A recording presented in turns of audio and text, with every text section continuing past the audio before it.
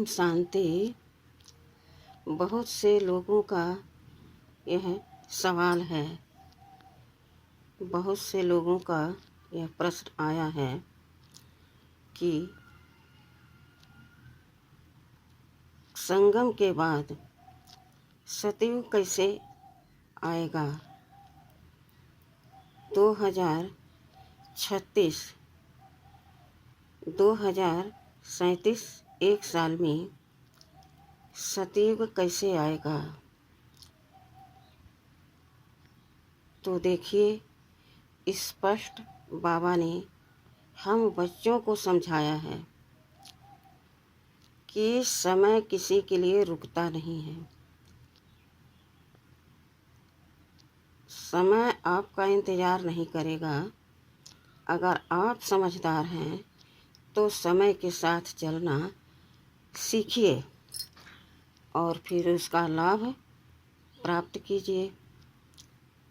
जिस प्रकार से 24 घंटे का यह रात्रि और दिन होता है, इसके 4 पहर होते हैं, सुबह, दोपहर, शाम और रात्रि। पुनः सुबह हो जाता है। इसी प्रकार से इस सृष्टि चक्र का पुनः चक्र चलता रहता है। यह कभी रुकता नहीं, स्लो नहीं होता, तेज गति से नहीं चलता। यह एक्यूरेट चलता रहता है। जिस प्रकार से स्टूडेंट स्कूल में पढ़ाई करता है, 1 साल पढ़ाई करता है और फिर पेपर होता है, रिजल्ट 1 सेकंड में पता चल जाता है कितने नंबर से पास हुआ, कौन फेल हुआ और कौन फर्स्ट डिवीज़न से पास हुआ। इसी प्रकार से यह 5000 वर्ष का कल्प चक्र है। इसी कल्प चक्र के बीच का यह भी समय है जो संगम युग है। इस संगम युग पर जो आत्माएं भगवान के परम पिता परमात्मा शिव बाबा के श्रीमत पर चलते हैं, उनकी आज्ञा का पालन करते हैं और ईश्वरीय पढ़ाई में तत्पर रहते हैं, स्टूडेंट लाइफ है उनका, तो एकदम सात्विक बोल, काम, भोजन और संकल्प एक नियम से चलता है। यह चारों नियम भगवान ने अपने स्टूडेंट बच्चों को बताया है। उनको यह श्रीमत दी है कि बच्चे, कल्प पूरा हो रहा है, थोड़ा समय है, तुम्हें मैं सर्व गुणों से, शक्तियों से, ज्ञान से सजाकर अपने साथ घर ले जाऊंगा और पुनः नई सृष्टि का उद्घाटन करा दूंगा। तुम बच्चे इस पर फिर से नया चोला में देवी देवता के रूप में इस सृष्टि पर 2 युग राज करोगे। जिस प्रकार से यहाँ 24 घंटे में सुबह होता है, इसी प्रकार से इस 100 वर्ष का जो संगम युग है, इसके 1 दिन पूरे होते हुए 1 सेकंड का कम बेसी समय नहीं होगा और सतयुग शुरू हो जाएगा। यानी पवित्र आत्माएं इस धरती पर आना शुरू कर देंगे। यही धरती सतो प्रधान कहलाएगी और यही मानव जो आज साधारण ब्रह्मा मुख वंशावली ब्राह्मण हैं, वही डबल ताजधारी देवी देवता के रूप में देखे जाएंगे, जाने जाएंगे, पहचाने जाएंगे और राज करेंगे इसी सृष्टि पर। यह परिवर्तन संसार का नियम है। हर एक वस्तु का यहाँ 4 अवस्था होती है। हम मानव का जैसे बाल अवस्था, युवा अवस्था, फिर जवानी, फिर बुढ़ापा और फिर मृत्यु को प्राप्त हो जाते हैं। फिर हम पुनः जिस तरह से सतयुग नया युग आता है, उसी तरह से हम आत्माएं पुनः नए चोले में इस सृष्टि पर आकर अपना अपना पार्ट बजाते हैं। यह कभी रुकने वाला नहीं है। इस समय जो समय को महत्व देगा, समय उसका वेलकम करेगा सतयुग में आने के लिए। और इस समय जो गफलत में रहेंगे, वह 2 युग तक परम धाम में चमचमाती ज्योति अपने अपने सेक्शन में पड़े रहेंगे। सब एक्यूरेट अपने समय पर आएंगे, लेकिन जो शुरू से पार्ट बजाता है उसकी तुलना कोई कर नहीं सकता। वह हर चीज़ के अनुभवी, हर युग के अनुभवी होते हैं। उनमें सहनशीलता, धैर्यता, सद्गुण, सद्भावना सब कुछ होता है।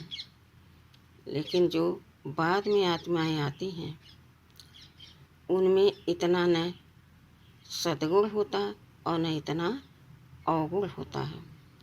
क्योंकि सतयुग की आत्माएं धीरे धीरे नीचे उतरती हैं और धीरे धीरे उनके अंदर देह भान का मैल चढ़ता जाता है।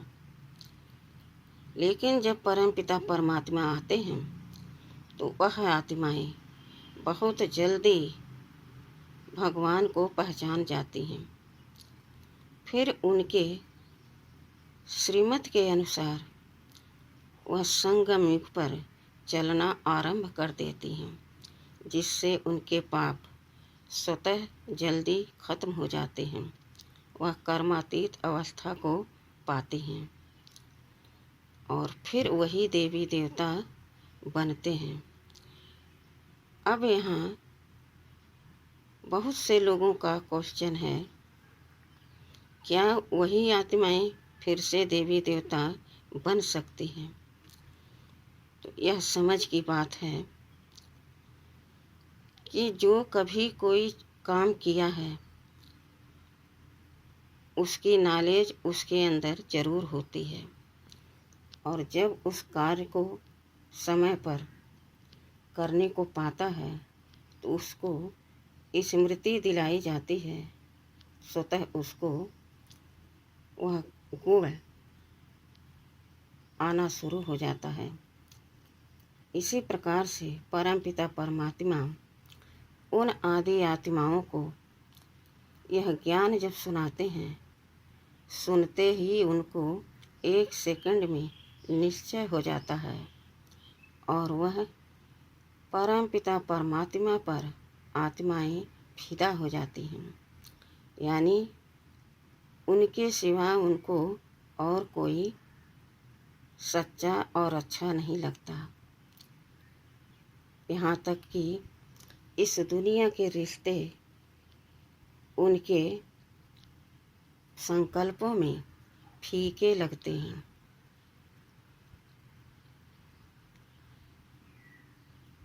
क्योंकि उनको यह सब ज्ञान स्मृति में आ जाता है कि इस संसार के जितने भी सुख हैं, पदार्थ हैं, कितने भी प्यारे रिश्ते हों, यह सब थोड़े दिन के लिए हैं और साथ में सदा रहते हुए एक रस वह नहीं रह सकते हैं। उतार चढ़ाव सबके मन में, बुद्धि में आता रहता है, चाहे पति पत्नी हो, चाहे माँ बेटा हो, चाहे और कोई सगे संबंधी हो। लेकिन जो परम पिता परमात्मा निराकार शिव बाबा है, वह हमको इतना मीठा बनाते हैं। मीठे बच्चे कहते कहते आखिर एक दिन हमको मीठा बना ही देते हैं। तभी कहते हैं, बच्चे धीरे बोलो, कम बोलो, मीठा बोलो। क्योंकि पहले बाबा हमें मीठा बनाते हैं। वह यह नहीं देखते कि इसके अंदर क्या गुण है, क्या अवगुण है। बाबा का कहना है, अगर किसी के पास अवगुण नहीं होगा तो उसको गुड़ी कैसे बनाएंगे जब पहले से वो गुड़ी होगा। इसलिए अवगुण को निकालने की विधि बताते हैं। पहले ज्ञान सुनाते हैं, ज्ञान मुरली जिसे हम समझ कहते हैं। फिर योग से हमें पावन बनाते हैं, जिसके कारण हम आत्माएं कर्मयोगी, सहज योगी बन जाते हैं। कर्म करते हुए परम पिता परमात्मा को याद करते खुशी में झूमते रहते हैं। तो इसके लिए दो नाव पर बैठना ठीक नहीं। इसीलिए समझदार आत्माएं भगवान से अपना सच्चा नाता जोड़ती हैं।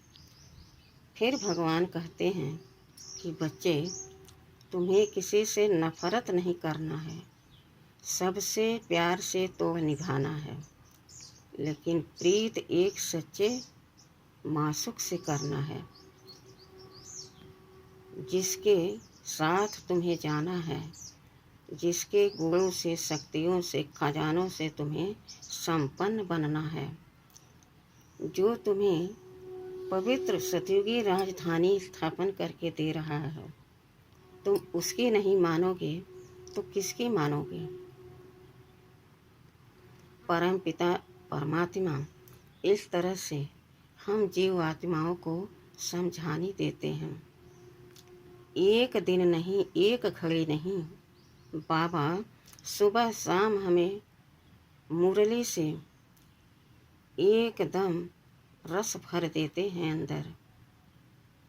वह मीठी मुरली है, ज्ञान रत्नों से सजी हुई मुरली है, जो हमारे कानों में पड़ते ही हम उसको धारण करते और कर्म में उतारते तो हम गुड़ी बन जाते हैं, मीठे बन जाते हैं। फिर हम औरों को आप समान बनाने की पुरुषार्थ में लगते हैं। विचार करो कि जब हम किसी को आप समान नहीं बनाएंगे तो हम दानी, महादानी, वरदानी, बाप समान कैसे बनेंगे। सृष्टि का परिवर्तन तो होना ही है। इस सृष्टि चक्र में जैसे परिवर्तन होता रहता है, उसी अनुसार हम आत्माएं अपना क्रिया करते रहते हैं। जैसे बरसात, गर्मी, सर्दी, फिर गर्मी आ गई, इसी प्रकार से सतयुग, त्रेता युग, द्वापर युग, कलयुग, छोटे से युग में बाबा आते हैं, जिसे संगम युग कहा जाता है। संगम युग क्यों कहते हैं? यहाँ पर आत्मा परमात्मा का मिलन होता है। वो मिलन जो 5000 वर्ष के बाद होता है तो बहुत प्यारा, बहुत मीठा, बहुत लवली होता है। भगवान भी अपना सर्वस्व हम पर लुटाते हैं। कितनी दूर देश से हमें पढ़ाने आते हैं, तो हम समझदार आत्माएं भी बाबा के श्रीमत पर चलने में पीछे नहीं हटते हैं। सच्चे दिल पर साहेब राजी। तो यह सृष्टि चक्र का नाटक है, यह फिरता ही रहता है। हर वस्तु का यहाँ 4 अवस्था होती है, तो यहाँ भी सृष्टि चक्र ऐसे फिरता है। हमें इस पर मनन चिंतन करना चाहिए कि अब समय बहुत थोड़ा है। सतयुग आया कि आया, इसमें हमें संशय नहीं करना चाहिए। पता नहीं सतयुग कैसे आ जाएगा, घोर कलयुग के बाद सतयुग कैसे आ जाएगा, क्या जादू हो जाएगा। भगवान जादूगर भी है, वह कुछ भी कर सकता है 1 सेकंड में। इसलिए अपनी बुद्धि, अपना विवेक नहीं चलाना है, न दूसरों की मत हमें लेनी है। केवल परमपिता परमात्मा की श्रीमत का हमें पालन करना है। खुश रहना है कि कितनी जल्दी सतयुग आ रहा है। फिर से हमारा पिता हमें अपने घर लेकर जा रहे हैं। फिर से हम सतयुगी दैवी राजधानी में आएंगे। नया चोला मेरा देवी देवता का होगा। डबल ताजधारी हम महाराजा महारानी होंगे। कितनी खुशी की बात है। क्या इसमें संशय लाना चाहिए? यह भगवान कह रहे हैं, कोई साधारण मनुष्य नहीं कह रहा है। इस पर विचार करने की ज़रूरत नहीं, ज़रूरत है भगवान के श्रीमत पर चलने की। गफलत करना माना अपने भाग्य को गंवाना। बार बार संशय लाना माना अपने गुणों को अवगुणों में परिवर्तन कर देना, पीछे की ओर खिसक जाना। आगे बढ़ने का मतलब है कि हम जो बीत गया उस पर चिंतन न करें। जो बीत रहा हमारे सामने है वर्तमान में, हम उस पर चिंतन करें और आगे बढ़ें। खुद विचार करें, इतना सुंदर सुखद यह जीवन हमारा कि भगवान हमारे साथ हैं।